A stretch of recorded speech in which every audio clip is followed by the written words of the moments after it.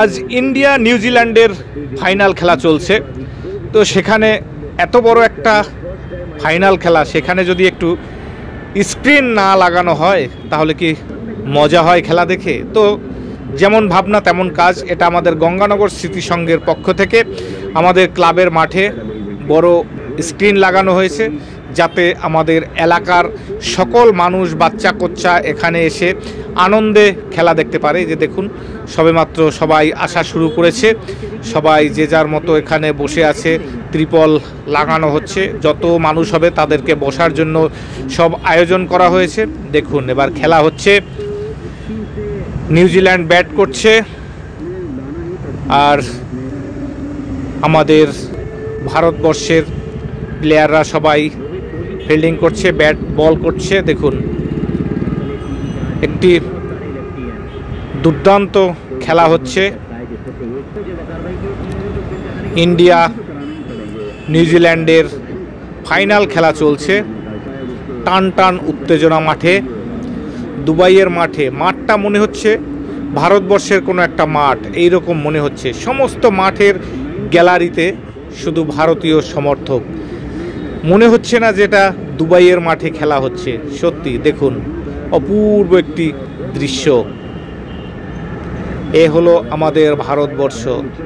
দেখুন, royal tiger ছুটছে বল করার জন্য। দেখুন,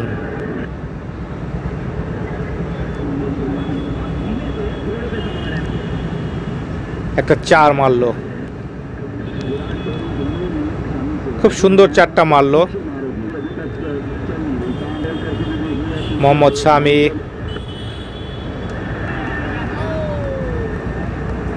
অসম্ভব সুন্দর একটি খেলা হচ্ছে, তো দেখে ভীষণ ভালো লাগছে।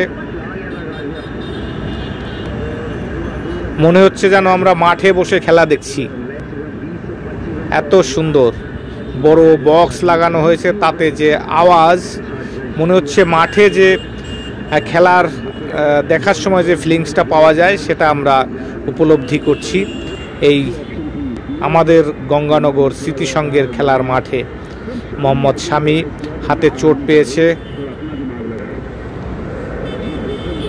তো বল করছেন।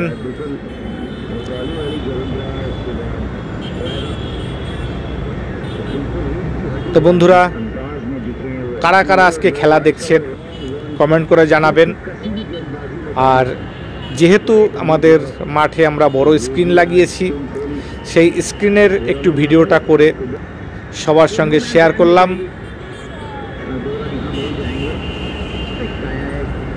খুব সুন্দর একটি খেলা। আমাদের head sir Gautam Gambhir, Rohit Sharma captain.